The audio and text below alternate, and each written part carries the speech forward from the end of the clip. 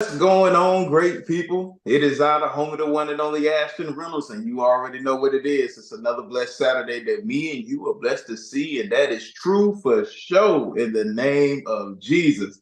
Great people, this is Millennial Talk, Blessed Koast Edition here on the WCEG Network, the Worldwide Community Empowerment Group, where we are known for speaking life into the community. And you already know that we're on multiple platforms. So all you have to do is hit that WCEG Network title and you will see us right there. Not just this show, but all the other incredible shows that contribute to us being in top spots worldwide on the internet radio. And great people, I know that the show started off hot on the new year as I was there by myself, just giving you some inspiration for 2024. But guess what? February, another door has opened with an incredible guest that is going to be joining me today. And when I say incredible, if you go look in the dictionary right now, you will see her picture along with another multitude of words such as wonderful, awesome, legendary, inspirational, innovative, all of that good stuff. Who am I talking about? Well, I'm talking about one who is known as the exceptional communicator. So that should let you know that this is going to be a great conversation that's going to be had.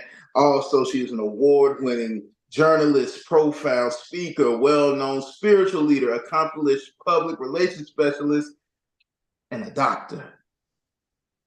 Yeah, that's right, great people. I'm talking about somebody who is heavily credentialed joining Ashton Reynolds here on this show. And also, she is known as the Silky Songstress, giving you, putting you in the mind of someone who she'll be paying tribute to February 16th at 7 p.m.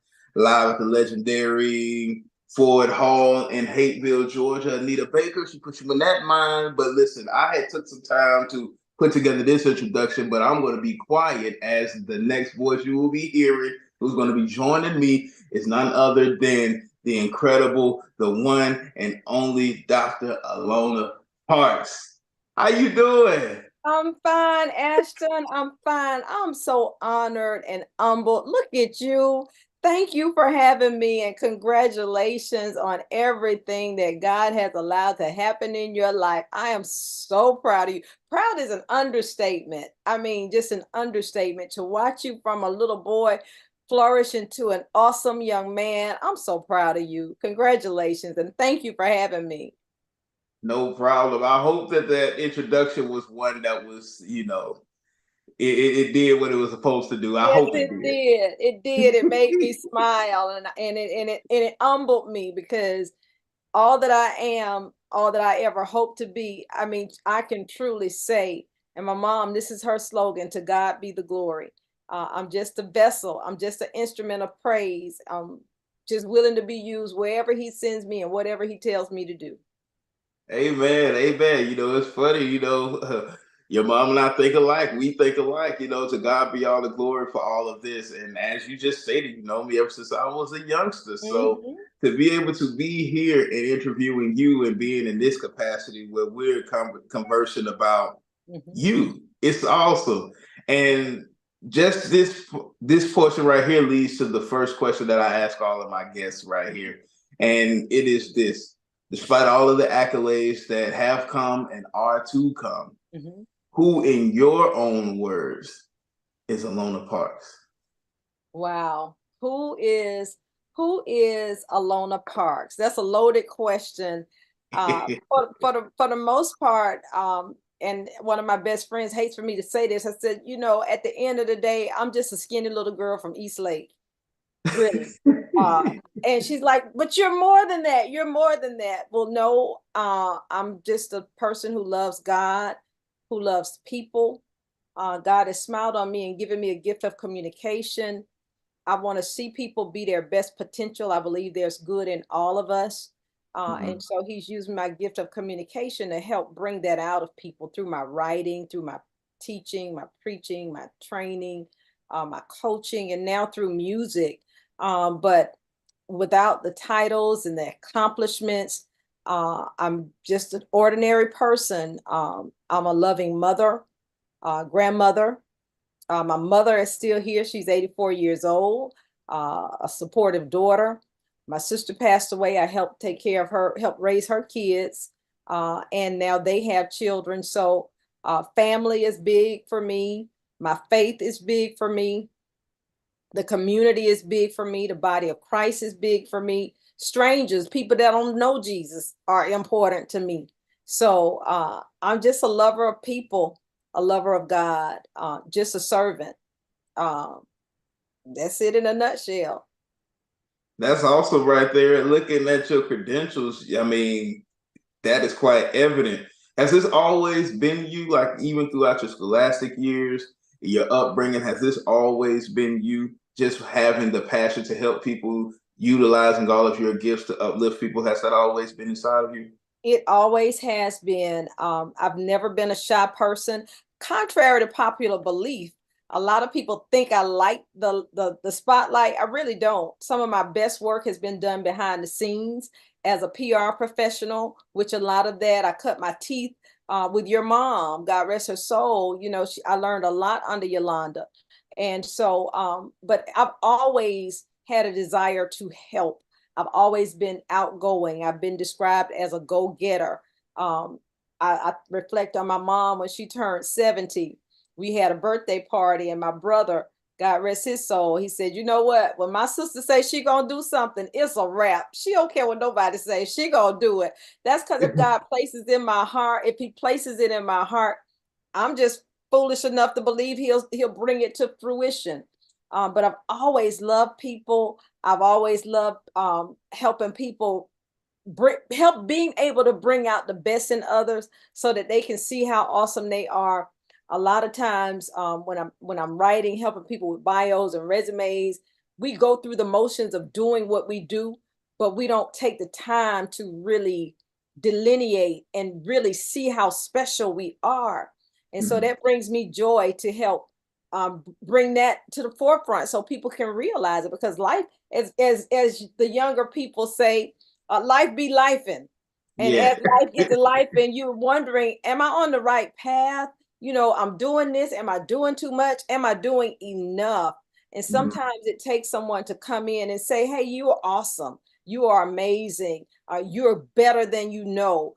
You are not what they said you were. You don't have to listen to them. You need to tell them, talk to the hand, because the ear ain't listening, because something on the inside of you needs to be awakened to say, wait a minute, I am worth it. I am worthy, and I'm not where I am. My detriment is not my final destination. It's only a stepping stone. So I've been given that gift of encouragement and love and light, and it ain't for me. It's not for me. It's to spread it. So that's what I do. Well, what we gonna do is stay in that vein right there, because this actually shifts into the next question. Mm-hmm. And the next question is for those who will be listening either now or later on, or viewing this now or later on. We're gonna stay in this vein of encouragement right there. Mm-hmm. Since this is WCEG, the Worldwide Community Empowerment Group, where we speak life into the community, the floor is yours to do just that. I would love for you to give some encouraging words for someone who, they have a heart for helping people, but with all of the things that's going on in society, they might be losing that drive or feel like it's worthless, and things of that nature. So the floor is yours to encourage them today, and just people in general, just giving them a taste of what it's like when Alonia Parks pour into their life. Well, one thing I will tell you is that I have been told to be a go-getter, a person with tenacity, one who never gives up. Now, life can throw some curveballs. As my mother would say, plenty see, but few know. And so a lot of times people, all they see is the glory, or you looking like, you got it all together. But behind the scenes, it's not always easy. And what life has taught me is to just stay the course. Even if you have to change your route, don't let your destination change. If you know that there's something on the inside of you that God has given you, something that you can do to make a difference, don't let circumstances stop you. It's an old adage, but it still works. When life gives you lemons, make you some lemonade, and stay the course. But anybody can give up. But it takes a real trooper to keep going, even if you have to start over, even if you have to re-navigate, even if you have to get a whole bunch of new people to work with you. Everybody's not going to like you. Everybody's not going to understand you. And a lot of times when people don't understand you, then they find ways to say stuff to kind of come against you. Don't listen to it. Listen to that inner voice.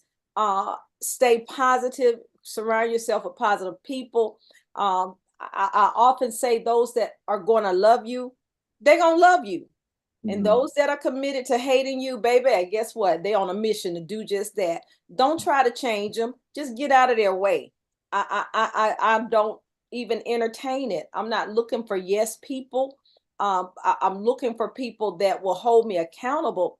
But at the same time, I don't entertain the negativity. When I feel negative vibes and negative spirits coming my way, I go in the other direction. Because my oil is costly. What the woman in the Bible said, you don't know the cost of the oil in my alabaster box. You might see me shining, but you don't know the tears that I cried. You don't know what it took to get this level of anointing that I got. Many see the glory, but they don't know the story. So I'm not trying to let no flies and gnats and bugs get in my good anointed oil. You feel me? I feel you. I definitely do. Great people, as you see that smile shining on the screen right there. You see that tenaciousness that she does have, that tenacity, letting you know, hey, you ain't gonna get in the way of her shine because she gonna get all that she will say is mine. Yeah. I'm definitely down with that. That is awesome right there. And that really blessed me. And sitting here looking at your story, you've been dedicated to excellence for so long. And I know it takes tenacity and also the protecting of your peace and also focus to continue to accomplish such amazing things that you did. And it starts even in your scholastic career. As I see that you graduated salutatorian and you was a homecoming queen. Y'all see the balance right there? Yeah, I'm a Bass High Warrior, class of 1985, Warriors for Life. That's what's up right there. I love it. I love it. And just seeing this right here, this is what I remember when I seen you work with my mother and that incredible team to, just deliver such amazing work for what you did with Who's Who in Black Atlanta and all the magazines and just looking at what you have done, winning the awards, being a woman of excellence and things of that nature. They just showed that, hey, even though y'all came as a collective to work together for a goal, those things were also used to build up what God had gave in your life as well. So I would like to shift gears and I want you to let the world know about Dream to Destiny Enterprises, as you serve as the CEO. So let the people know about Dream to Destiny Enterprises. Well, Dream to Destiny Enterprises is my corporate umbrella, and my whole focus is purpose and destiny. And every ounce of success begins with a dream, but you got to wake up from that dream and you got to pursue your destiny. So Dream to Destiny Enterprises is a full service corporate communications and human development company. We focus on utilizing my communication skills to help people get from where they are to where they want to be. Every professional needs a bio. And this was something that I learned. It was a spinoff from the magazine. I used to own a magazine, and I was a part of the Atlanta Business League, which I work with your mom through. And with the Atlanta Business League, I had the opportunity. They had a governor's mentor protege program. So initially, the company started off as the effective communicator. And in the governor's mentor protege program, the effective communicator and the magazine, we were partnered with with UPS, but it was a struggle because it was a Christian magazine. We couldn't get the type of corporate advertisers that we needed. So one of the things that I found out was that there was a need for a lot of professionals to have a bio. Now, because when they would do their Super Tuesday program, they would have to consolidate the bios of the people so that people could know who was nominated. So I had the opportunity to hone my skills with helping people with their bios, helping people realize that a bio and a resume are not the same thing. But that allowed me to really fine tune my writing skills, and it just continued to grow. not just writing bios of people, but then your mother asked me to help with Who's Who in Black Atlanta. So I started helping develop those bios, and then those 180 word bios flourished to 2-page articles with 500 words and photo shoots. And Miss Denise and I would do those. She would do the photo shoots, and Miss Jeanette Zaki would do the graphics, and we just used our skills. So Dream to Destiny was nurtured under such foundations or such experiences. And so every experience that I've had from college has built to the next. My first job out of college was at the Chamber of Commerce making copies. Can you believe that, Ashton? I was like, I ain't making no copies from y'all. Do y'all not know I went to Spelman College? I'm not making no copies. But Dr. Janetta Cole, who was the president of the school, they kept saying she's on the board and she's awesome. I was so naive. And I'm saying, well, I know she's awesome because she's my sister president. But in my head, I was like, but I'm not making no copies for y'all. That's beneath me. But she told me, she called me back because I called her. I was like, Dr. Cole. Now, mind you, I was very naive, young. I came out of college thinking that at that time I was going to make $40,000. Now, that was a lot of money at that time. And come May, be 35 years since I graduated college. We're getting ready for our reunion. I took that job making $12,500 a year. But I took it because Dr. Cole said, I don't care if they tell you to flush the toilets and take the trash out. You better do it because you'll build relationships to last a lifetime. And that is how, even then, that was a foundation for Dream to Destiny, because I took the job making the copies, huffing and puffing, mad because I ain't want to make them copies. But I got a promotion in 3 months to work in the Housing Resource Center. I learned about affordable housing and homelessness. Every experience built to the next so that I could build Dream to Destiny, so that I could help people with their written communication, so that I would be skilled in special events and bringing things together. So all of my experiences, I probably took you a long way around the mountain, but the bottom line is every experience has been used for me to be a vessel along with my team, because I work with people to help me pull it together. But we help you move from your dream. We awaken what's on the inside so you can move from dream to destiny. And that's who we are. I love that answer, that detailed answer. And I pray that the viewers and listeners really caught some gems that you had said right there. Like how you was like, hey, you read your mentor showed you and let you know basically the position that you're in. Yes. And you took the initiative to recognize that, oh, I can leverage this opportunity to walk into my purpose and do purposeful work. And as a result, it opened up for you to meet such incredible people to help along that journey to get to that ultimate destination that you was looking forward to getting to. Am I right in saying that? Yes, you're absolutely right. You're absolutely right. And there was always a feeling for more. So when I took that $12,500 job, I was like, from the beginning, I was like, it's got to be more. I mean, I got a degree from Spelman. And in those 3 months, I got that promotion that I got to work in the Housing Resource Center with Carl Hartram. I got a promotion of $15,000. I was like, okay, every little bit helps. But Dr. Cole's words were prophetic, because every experience built up to something else. At that time, I had the opportunity to meet greatness. I had the opportunity to work with Shirley Franklin, who at the time was an aide at City Hall. She was a supporter to the mayor at the time. I got the opportunity to work with Burrell Ellis, a young attorney who later became this, I want to say, if not the CEO of DeKalb County, a DeKalb County commissioner, a prominent leader in DeKalb. The work that I did was so well received that the president of United Way sent someone to the Chamber of Commerce to meet, who is this little girl?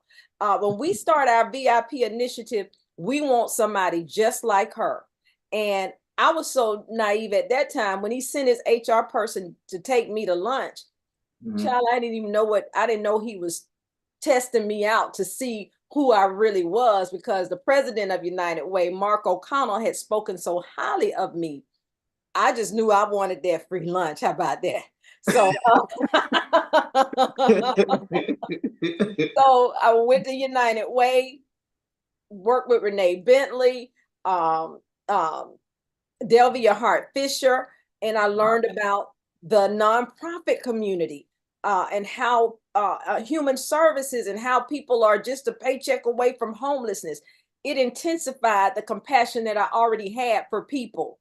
And again, back to Dr. Cole, it was stepping stones. I went from there and worked at the Housing Authority of Fulton County with Betty Davis, who showed me, she put me out there with those resident leaders, and I had to be a leader myself. But it nurtured me. When I left and went to work for the Champion newspaper, Carolyn Glenn brought me on as the editor, but she was the first one that told me, you are the best features writer I've had since I've been doing this paper. And so people planted seeds in me, and that furthered my love and commitment and compassion to help nurture other people. And so it's about iron sharpening iron.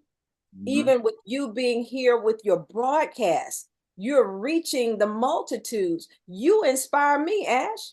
You do. So we help each other, but our experiences are not just for us, they're for others. And as the songwriter of the hymn of old, and we are in Black History Month, if I can help somebody as I pass along, if I can cheer someone with a word or a song, if I can show somebody who may be going wrong, then my living isn't in vain. So we're all here called to serve. Amen. And I think another thing that you had shown people through what you just shared was not to despise small beginnings, because the big outcome that is at the end of the journey will definitely be rewarding, beneficial, and well appreciated by people such as myself and the next generation, to be able to look at and say, hey, I'm not going to despise God as well. We just go keep going and growing, striving and thriving, because that's what we are called to do. And right. I want to thank you, because I remember you gave me an opportunity to speak in front of a multitude of people at one of your B-Fly events. Yeah. It was amazing. Yeah. And I still have that picture. Oh, do you? I do. I had on that nice blazer with the box neck and stuff. I'm really into that sleek look, you know what I'm saying? Yeah, but yeah. All of these accolades that you have done, I'm just wanting people to know who you are before we get to the main reason why we're here, because it's all going to tie into this incredible event that you have coming up on the 16th. But the B-Fly brand of inspiration, do you let the people know about that? Because that was very impactful when we was there at that event, and how you just love to uplift people. Can you just let the people know about B-Fly? Please do. Well, when I couldn't publish Imani magazine anymore, I felt like an epic failure. I felt like I had let God down, because I'm that one. If I hear something from God, like I said, my brother said, when I get it in my spirit, it's a wrap, I'm on it. So I know he gave me the magazine to do, but when I couldn't continue to publish, I felt like a failure, felt like I had let God down. That's when the opportunities with Who's Who came, because I started with Who's Who, writing the very small 180-word bios. And then when we did that 10th anniversary edition with Shirley Franklin on the cover, that's when things began to shift for me. And it was at that time I began to realize that I had a really beautiful love for butterflies, which still remains. You see my butterfly ring and my butterfly necklace and my butterfly ring right here. So, and that's when it really began to dawn on me that God had really helped me, called me to be a transformation specialist. And so that is how the B-Fly brand was born. And B-Fly stands for be fierce, be lifted, be you. Thinking on the life of the butterfly and the stages that we go through to get our wings so that we can spread them and fly. How do you maintain in the middle in that process? You be fierce, you be lifted, you be you. And nobody can beat you being you. And so so that means embrace your own individuality. You got to be fierce. You can't go out here being afraid. You got to be able to take risks. And that's all an entrepreneur is, a risk taker. You got to be lifted. You can't stay where you are. At some point, you should get sick and tired. If you're not where you want to be, again, Dream to Destiny is about helping you get from where you are to where you want to be. So if you're not where you want to be, then at some point you got to make a decision. I need to be lifted. If I can't lift myself, I need to find somebody to help me be lifted. Find an accountability partner, search your faith, but be lifted, and then be you. Celebrate your own individuality. So that's what Be Fly is all about. It seems to me that faith was all over your life. You know, it's interesting. It's interesting. I come from a, let me see how to put it. My family's faith is the pillar. I mean, it's the foundation. I was born and raised here in Atlanta. My family's church is Greater Bethany Baptist Church, which my mother has been a member of since she came to Atlanta, which I think was 1958, which is 64 years. I feel like I was raised on drugs. I was drugged to Sunday morning worship, drugged to Bible study. I was drugged to Sunday school, to the revival, to the communion. I was drugged to the hospital to visit the sick and the shut in. I was drugged to the 3 o'clock program. Them was the drugs that I was on. Okay. But I thank the Lord. I'm thankful because the word has been planted in my heart. And we just believed, we just were taught to fear God, and to stand on his word. So my faith is very strong. It always has been. Even if I see things coming in my life that's not lining up, I've learned how to take authority. But faith come by hearing, and hearing by the word of God. So I may make a few mistakes in life, but I'm not gonna be fooled too much. You ain't about to sell me too many wooden nickels. But my faith, if it had not been, I can truly say, and this is not a cliche, it may be the lyric to a song, but it's the truth of my life. If it had not been for the Lord who was on my side, I don't know where I would be. And I'll tell that to anybody. I don't care where I am. It is what it is, and I ain't taking it back. There it is right there, because as I've actually been a witness to how you operate in ministry. We had Dream of Destiny Ministries. I've seen it, and plus online, how you share the word so passionately, and even with the things that you had to go through, you know, when you lose loved ones and all that, just to see how you're able to hold on, even though you let the tears shed and you let everything, you know, go and flow according to how it's supposed to, you still stand on faith, stand by faith, and walk by faith. And it is truly an honor to witness. And I'm just so thankful to, you know, to know you and have you in my life, so I can say, hey, when I'm going through, I can look and I'm like, okay, Miss Alona's still going. She got the strength. We serve the same God. I know I can get through it as well. So I want to thank you and commend you for your faith walk. And with you being such an exceptional communicator, you are now walking into this music to communicate love and peace to the multitudes. And see, the reason why I wanted to go ahead and have people know exactly who you are on the corporate side and seeing what drove that, now you're communicating that same foundation through music. So now as we shift to your creative side, I got to ask you, being a fellow musician, has this always been in you? Oh yeah. Yeah, I mean, it has. And I laugh all the time when you come to the show. My volunteers, my team said, okay, you don't need to just come to the stage. They don't need to just say, here's Alona the Silky Songstress. They need to know how it all started.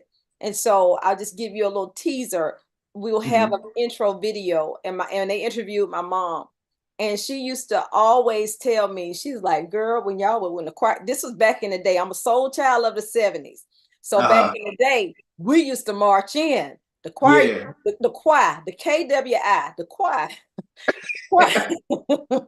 The choir used to march in, and I was so little. And my mama said she just had to just close her eyes and shake her head because I didn't march in. She said I came in dancing. But she said I just had this, you could just feel it. And then she said my kindergarten teacher, whenever we would have programs at school, because I went to school with my mom. She was a cafeteria dietitian. As back in the day, we said a cafeteria lady. She was a cafeteria manager. And I went to school with her from kindergarten through 5th grade. So my teachers would tell her, what I would be doing. And the teachers, they put me in the gifted program. They saw I was gifted. And then I think my kindergarten, our 1st grade teacher said she's so outgoing because every time we had a program, I was out on the floor. So, and so it's always been in me. I've always loved music. I attribute that a lot to my older sister. God rest her soul. She was 6 years older than me.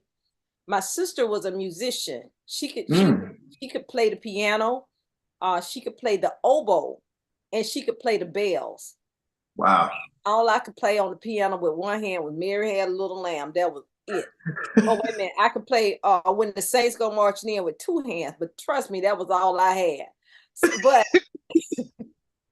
But God had given me the gift of song. And I guess over the past few years, it was like an awakening because I would be on the phone with certain friends, sister friends talking, and we'd just be talking about stuff, about life.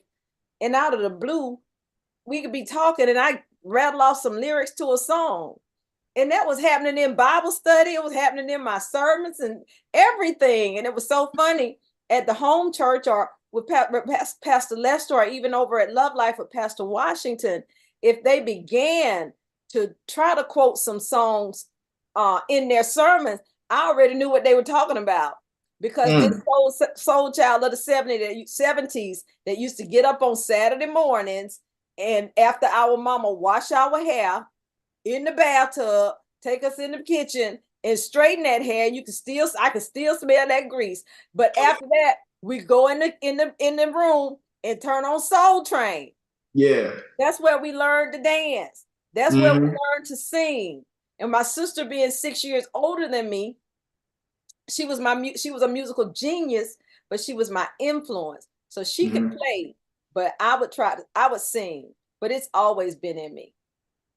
Did y'all have to do what I call the kitchen audition, where you got the mama, the aunties in there, y'all put the concert on? We didn't do that much, and I'm gonna tell you why. My mom was a free spirit. She would let us. Whatever we wanted to do in school, she didn't stop us. Now I couldn't play sports, but I was involved in other stuff. My dad was very strict. And before he became Deacon Parks and Reverend Parks, he was Mr. Parks. And people knew not to come to 51 Oak Ridge Avenue acting a fool because Mr. Parks was not having it. He was so strict to the point where if we wanted to have music, those Saturdays with Soul Train, we had to go in the room and close the door. If we wanted to play our records at that time, we had 45s, the little plastic vinyl records. Then you had the big LPs. We had a turntable. That means you could get the needle and put it back on. I mean, those were the days. But let me tell you, we had to wait till my dad was outside in the yard working, because he would come in the house and say, turn that racket off. He didn't say no, turn that racket off, or down one, turn it down or turn it off. He didn't want to hear. But my mom, she let us play it. Now that's ironic because when I got grown and thought I was gonna sing jazz, she was the one that stopped me. She was like, oh no, you can't do that and love God. So I stopped because I wanted my fronts. And I promise you, and Peachtree Street goes to Buckhead, Thelma would have got them all. So I just stopped. I stopped.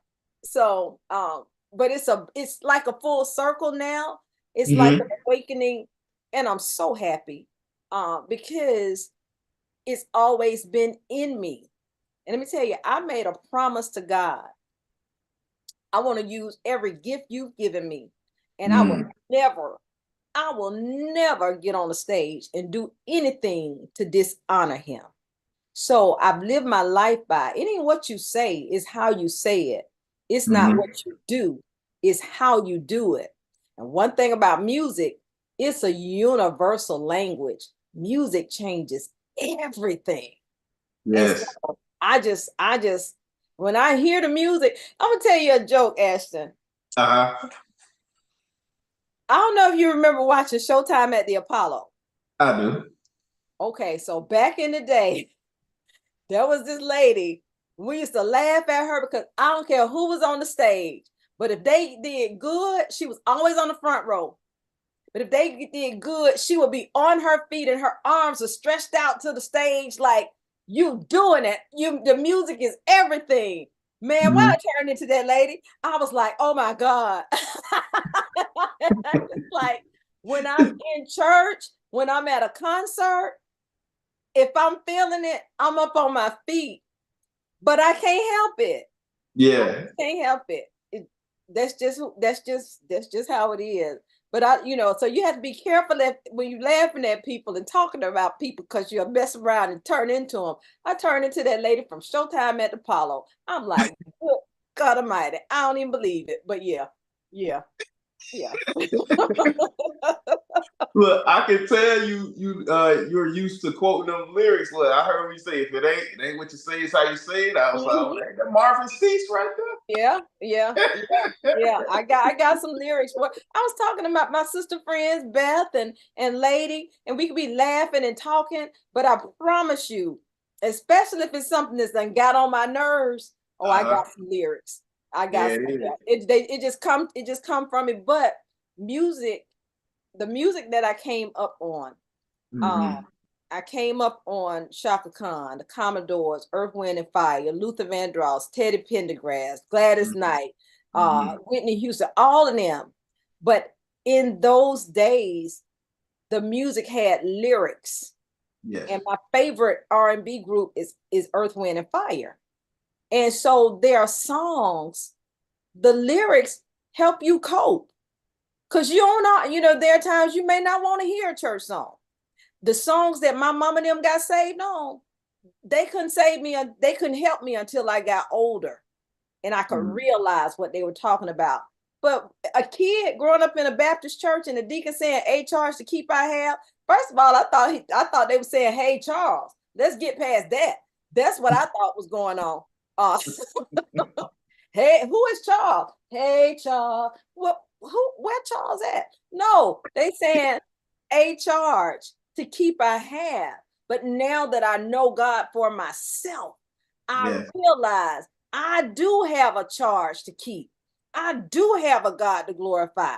I do have an ever dying soul to save and fitted for the sky. I didn't know what fitted for the sky meant. That meant get your life together before you wind up in hell, basically. But I Mm-hmm. didn't know that as a child. Lyrics are everything. So for me, it took all kinds of genres for me to get it. That's why I'm so colorful, because it's always a song in my head. Always a song in my head. Mm-mm-mm. And with them lyrics, it's there are a multitude of ways to communicate to the people. And for you to step out into music, first and foremost, it takes a lot of courage and ambition to step out and do and present your own thing, create your own lane, create your own niche, have your own voice, have your image. So when people hear a concert, they can already know what to expect. Mm-hmm. Well, I say that to ask you about a song in the key of A. Mm-hmm. What was that like? That was absolutely incredible. And it was something that I stumbled on because back in June of last year, my Mm-hmm. brother-in-law had said to me, sister-in-law, we need to get together. You got some pipes. And then COVID hit. We couldn't do Mm-hmm. anything. Then after COVID hit, he asked me to come out, something that Senator Gail Davenport, my Spelman sister, did. She did a Juneteenth in the park, and it was good. We provided the entertainment. And so my daughter was like, "So mama, what you singing?" Because I kept asking my kids, "Y'all coming?" Now, mind you, I had not sang with a band live like that in 9 years, because 9 years before I was with my classmates from Spelman getting ready for our 25th class reunion. So this was new territory. Even though I knew I could do it, I hadn't done it in a long time. She said, and I have to give you this backline story, but I'm going to tell you about what songs of key in the key of A, how it turned out. She said, "Mama, what you singing?" Because I kept asking my kids, "Y'all coming?" They weren't taking me seriously. And I rattled off all the songs that I was going to sing. When I got to Floetry and said, "All you got to do is say yes," she had a holy cow. She said, "Mama, you singing that? Mama, do you know what that's about?" I was like, "Yeah, girl, do you know what it's about?" "But Mama," I said, "Look here, little girl, let me tell you this." I said, "Your daddy said yes. I said yes. That's why you and your two brothers is here. Somebody said yes, okay?"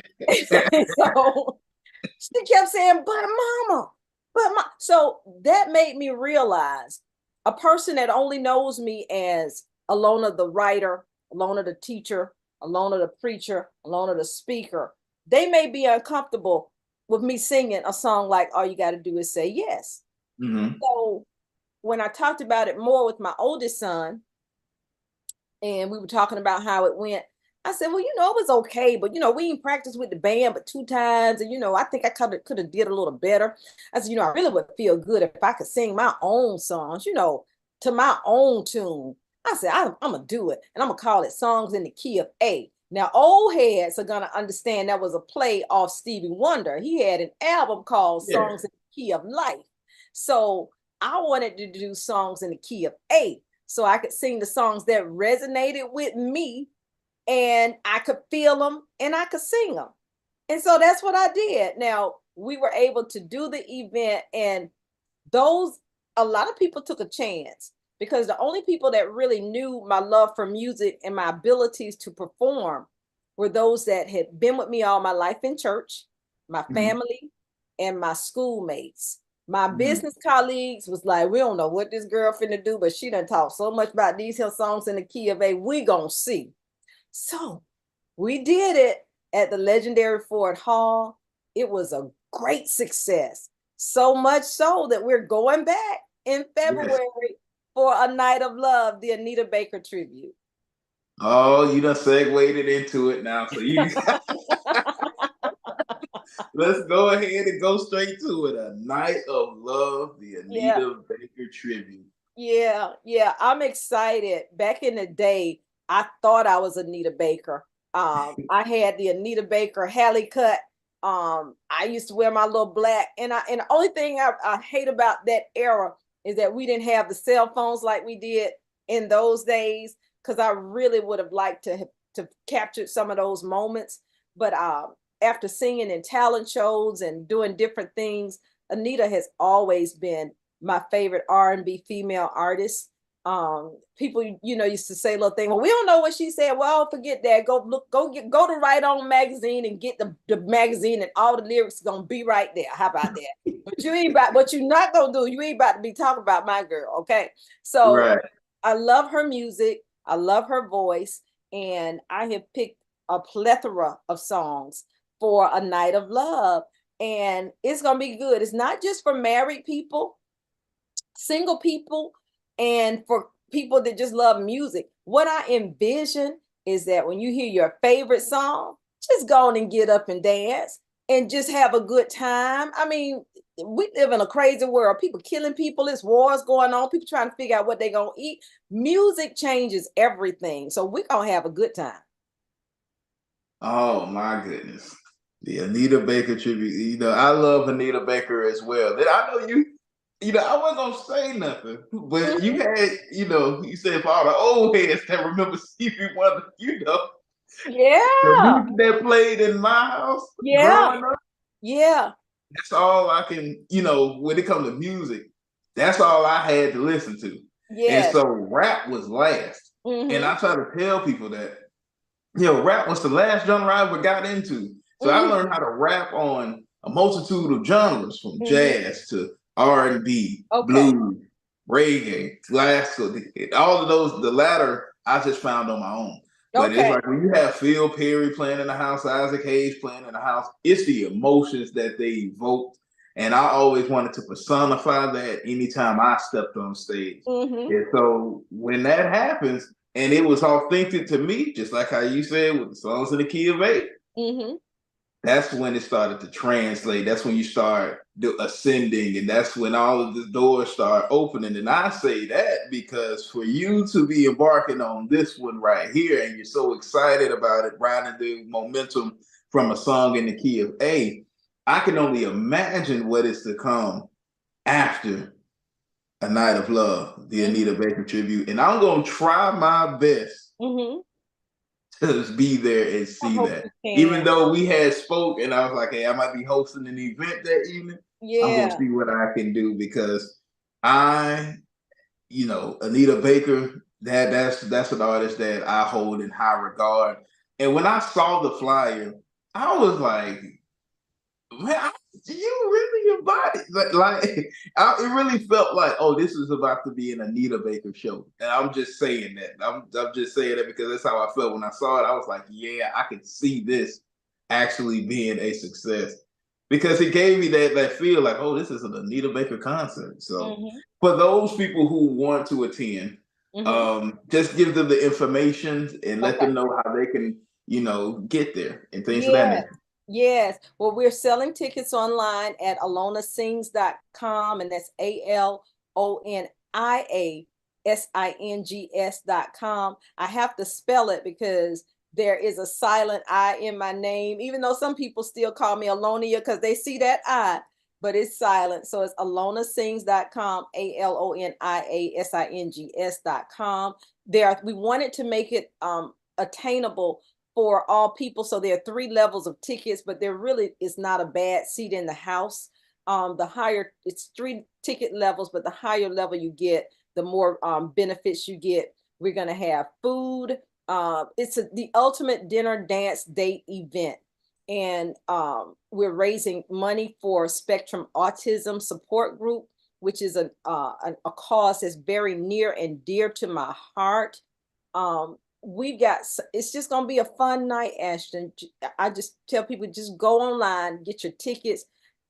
What I've discovered about myself, because this new journey has reminded me that any encounter with me is not just an event, it's an experience. But I love with my heart, I speak with my heart, I talk with my heart, I write with my heart, I sing with my heart. So that's what people are going to get. Just transparent as I can be. I probably be telling too much, but I just have to get it out and share. But that's my love for people, and you're going to get all of that at the experience. It will be a night of love. I envision with the dancing, I envision if you see somebody you like and they're by themselves, can I have this dance? That's what I'm talking about. There you go. Bring real life back, and get to know each other. That one song that hits your spirit and it resonates with you. I can't wait. I'm excited. So the website is alonasings.com. Yeah. That's why I asked that question because I wanted people to see and feel that excitement that I felt when I saw the flyer, and I'm like, wow. Because Yeah. I remember seeing the flyer for a song in the key of A, and I was Mhm. like, Miss Ramona is singing. Yeah. And that's just it. People didn't know. And it was so funny. I said, I know my colleagues are like, what is this girl doing this time? Now, my family members, church members, they kind of know I'm a risk taker.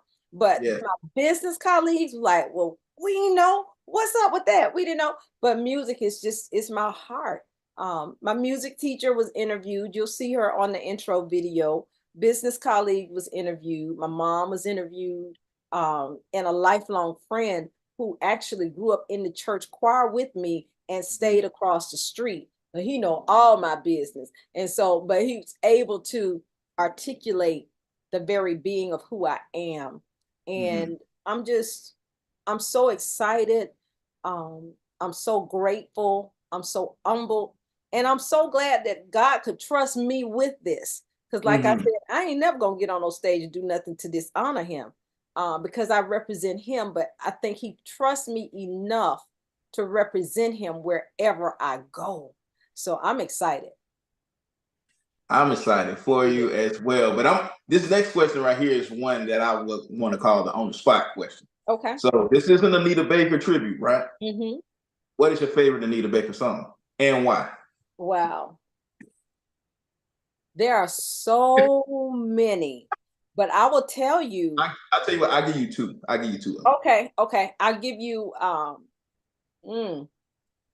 that's a hard question, but in this journey, I discovered a new one, and it's called Only for a While.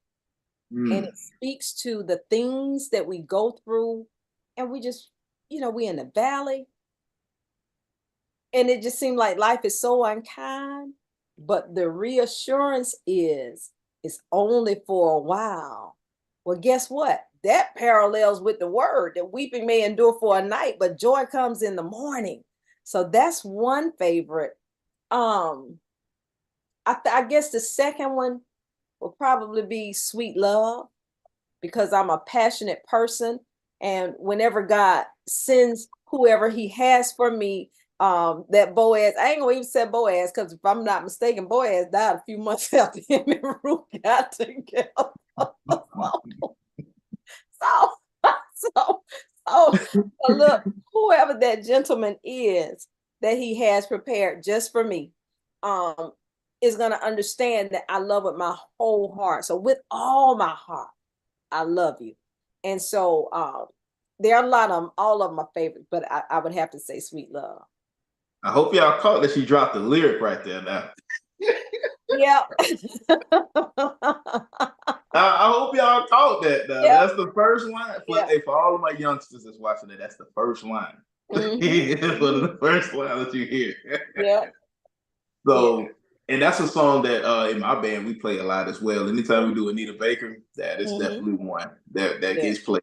Yeah. I love the drum intro because I'm on the drums. Okay. Yeah. So the other artists, like your favorite female artists, give me top three. All right, outside of Anita, would be Shaka. I can't. Shaka is her range is. I can't. I don't know if I can sing Shaka, but I love her. I love Phyllis Hyman. Oh yeah. Phyllis Hyman. Whitney Houston. Oh yeah. Mm-hmm. So if you had those are four powerhouse singers, would that be your dream concert? Like you had to put one together, and would that be your dream concert? With the females, but if it was a group, it would have to be Earth, Wind, and Fire, the Commodores, Confunction. Yeah.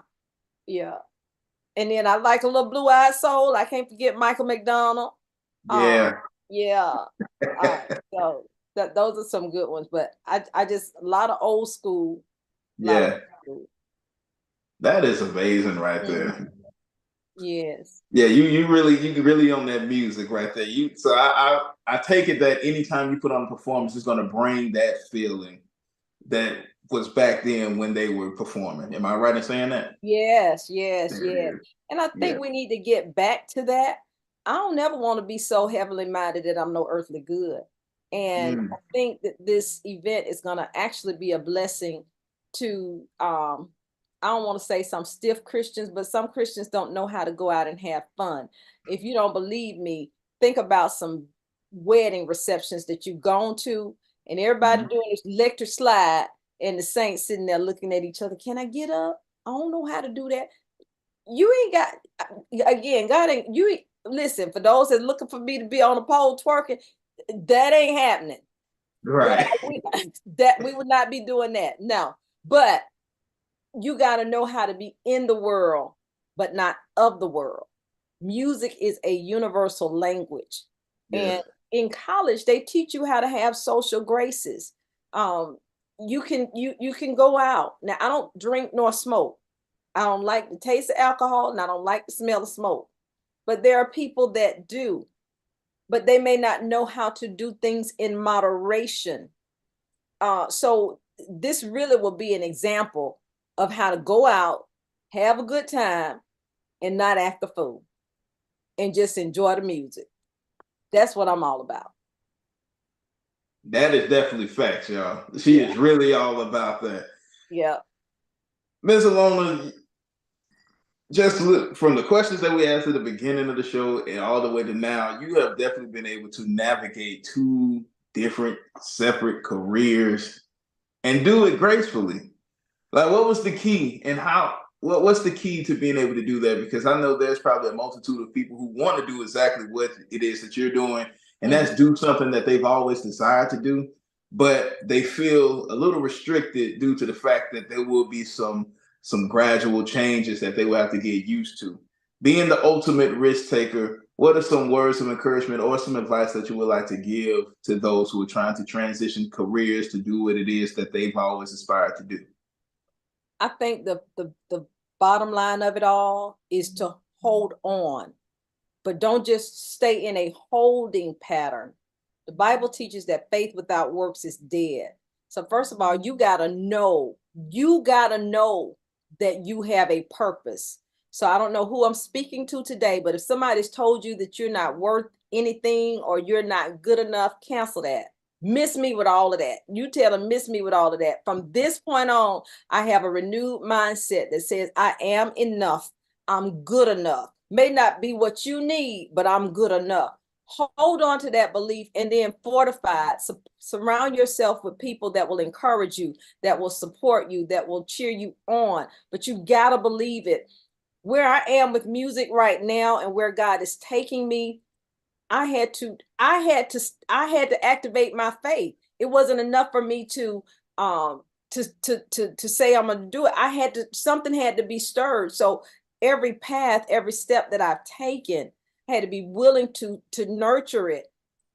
I finally came up with the tagline, the exceptional communicator. But Ash, that took years. That took decades. That started with the effective communicator. That changed later to the Destiny Diva. I done had about 10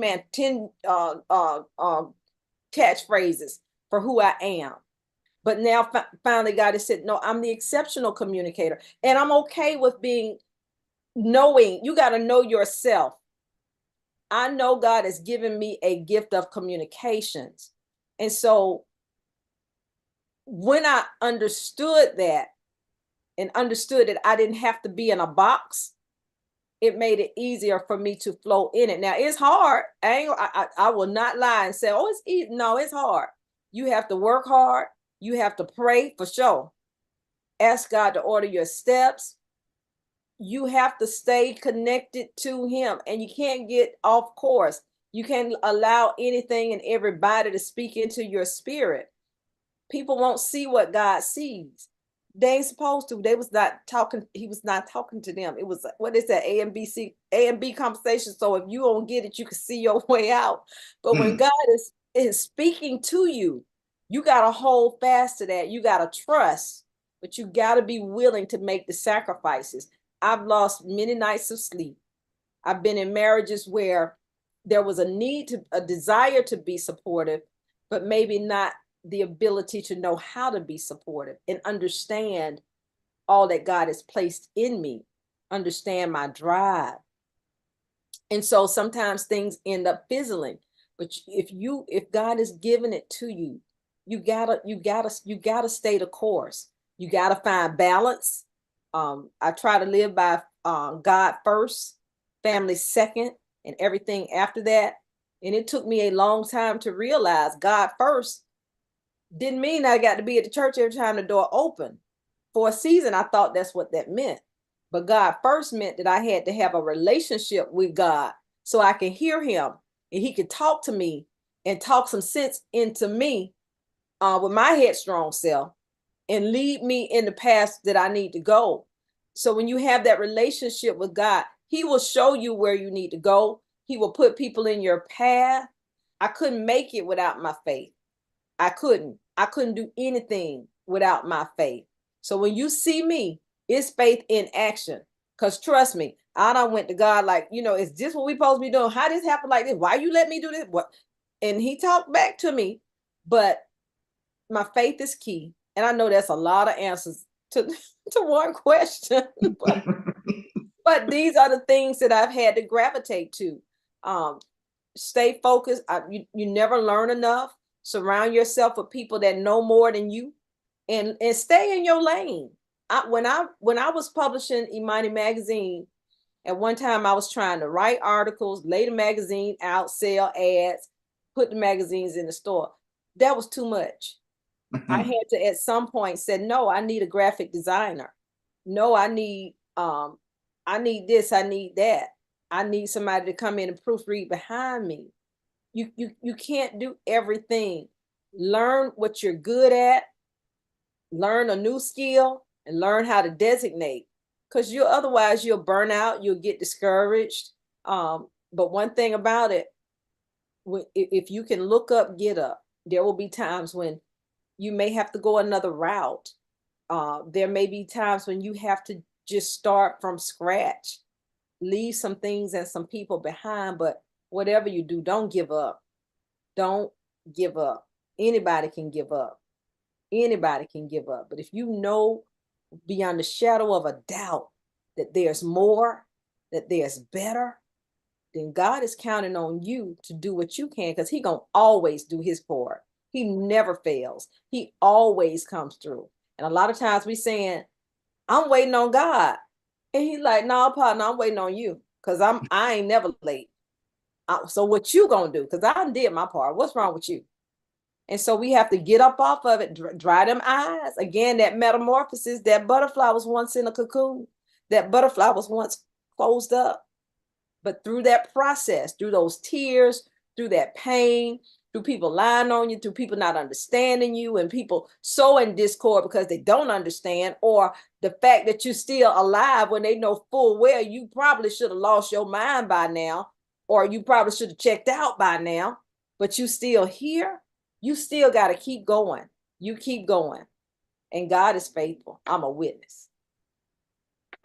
Wise words from a mighty woman of God, one that I have known my entire life, and to be speaking to you in this capacity has truly, truly been a blessing. Like, I've learned so much from you, and today I've learned so much about you, and this right here was an honor.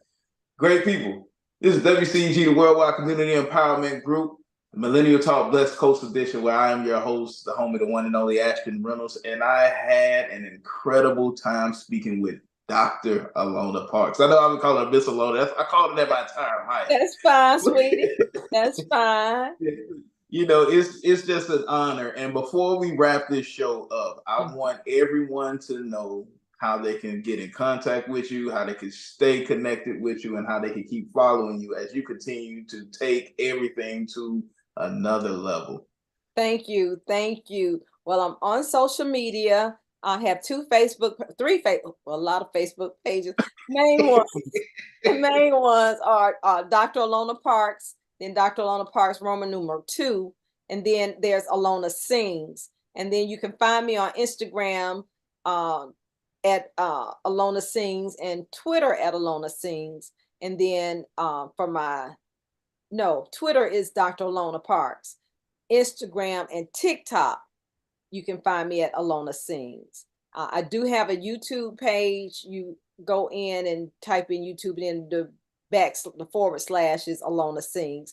But if you Google it, it should come up. And then, of course, the website.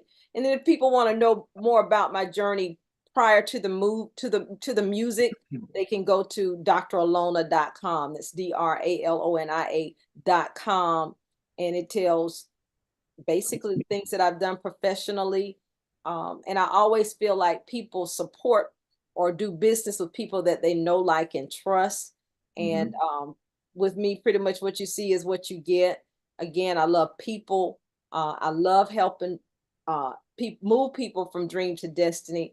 And I love see it happen. And especially in this world that we live in, I'm really enjoying helping people, being able to spread love, joy, and peace, particularly through the art of music. Ms. Alonia, this has been everything that I thought it was going to be and more. I thank you. I thank you so much for being a guest on this show. Yes. And I look forward to having you again. And like I had said before, regarding your tribute, there's a guy by the name of Randy Weathersby that I know personally, that we work together personally, and he's all about tributes. And he just launched this channel. Okay. This film, please get it to me. I will get it to him. And hey, I look forward to the work that we will be doing moving forward because, yeah, it's about time. It's like a full circle moment for me where you work with my mother and I've seen the incredible work that you all have done. And I'm here and I'm just like, I look forward to seeing what God does at this point, because you had one moment where you presented an award to me at your church. We're gonna move forward and just continue to do this thing, especially since you're in music. I believe in it. I believe in what you're gonna do. And great people, February 16th is the day. It is A Night of Love, the Anita Baker tribute, and it starts at 7 p.m. and it's at the legendary Ford Hall in Hayesville, Georgia. I will be sharing the flyers on my social media platforms, so y'all could be abreast on those details. And y'all continue to follow the journey of Dr. Alonia Parks as she sets the world on fire, being the exceptional communicator that she is, by showing that love through music and just her mere existence. So great people, it's the home of the one and only Ashton Reynolds, and we signing off, concluding another incredible episode where I converse with an incredible individual, as you can see how we're utilizing these gifts from God to empower the world on a daily basis today, in the hopes of that being obtained and serving as a foundation for a better tomorrow. It's the home of the one and only Ashton Reynolds, and I'm signing off. Y'all have a great, blessed rest of your day. I'll see y'all next episode.